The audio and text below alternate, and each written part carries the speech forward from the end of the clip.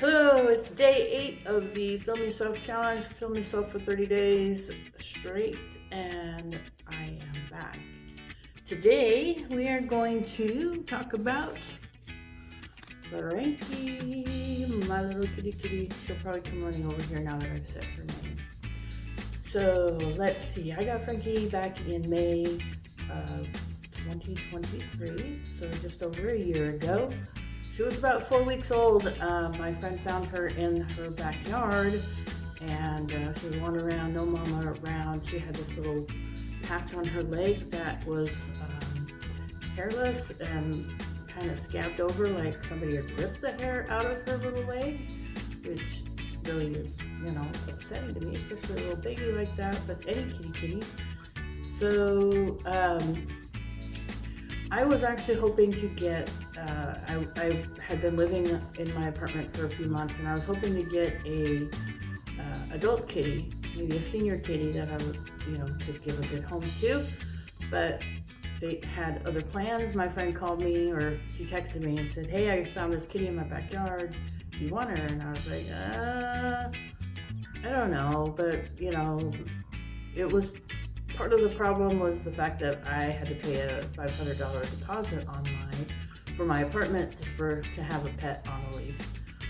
And so, but I said, send me the pictures, and she did, and that was a big mistake. I instantly fell in love with her little face, her cute little face she got. But again, I couldn't pay for the deposit, and this other friend, co-worker, stepped in and said, hey, I'll help you out. I can loan you the money, and you can pay me back over time. So she did, and I chose her name. When I put her on the lease, I had to give her a name, and at that time she was so young we didn't know if she was a boy or she was going to be a girl. So the first name that kind of popped in my head that would work for both was Frankie, and so that's what I call her. Sometimes I call her Stinky Butt, because when I first got her, she pooped on the bed, and it was pretty messy, and it got all down the back of her legs, and she walked over the top of me here, and I woke up and I'm like, oh, you got a stinky butt. And then I was like, wait, I turned the light on and saw she was covered in poo, and got up, gave her a little bath, changed the blankets, threw it in the tub and rinsed it off and let it sit there until morning when I could put it in the washer, and went back to bed, but I could still smell like the poo. What the hell, did she poo again? And I got up, and then I realized that she had walked across me and left poo on my shirt. It's not that I would have seen that in the mirror, but I was washing the kitty and not paying attention. I was paying attention to her and not to myself. So changed my shirt. The next night it happened again, and I was like, what the hell, what's wrong?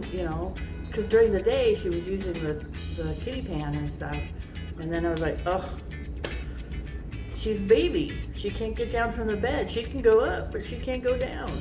So I put a footstool at the end of the bed, and she was able to actually get up and down, and I've never had an incident again with her.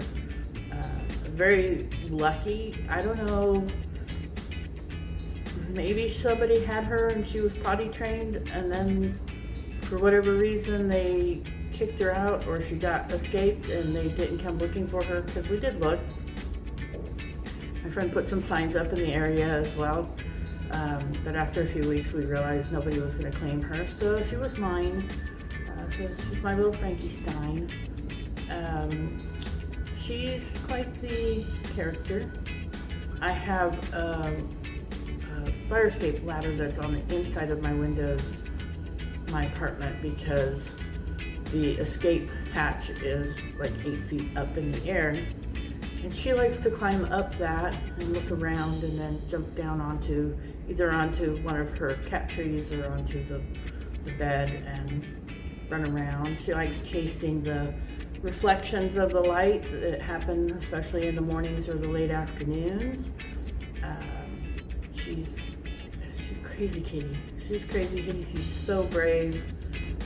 had to take her to emergency vet at one time, and she had, other than when she came over to me, she had never been outside.